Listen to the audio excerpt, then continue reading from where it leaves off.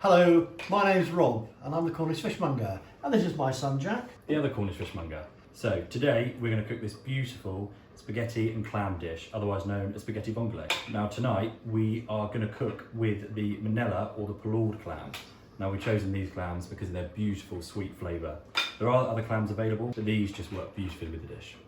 The special thing about these clams is that they've got such a sweet flavour and they are just the best.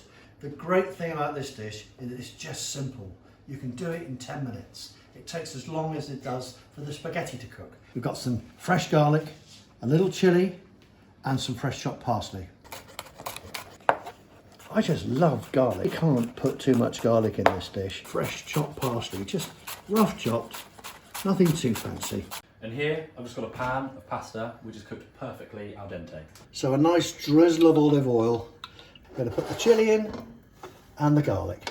We're just going to let that sweat very slowly. Not coloured, but just softens, and the garlic will turn from being sharp into a lovely sweet taste. So now the garlic's nice and softened, I'm going to chuck the clams in. Dad, you chuck a bit of wine in. Okay. So listen to that.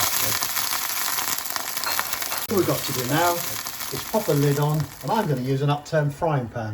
See, the clams have opened up, and as soon as they're open, they're cooked. If you find any that haven't opened, just discard them. It only takes about 2 to 3 minutes. Some nice chopped parsley, and Jack, I think it's time for the pasta. What do you think? That looks really good. It does, doesn't it? Absolutely beautiful.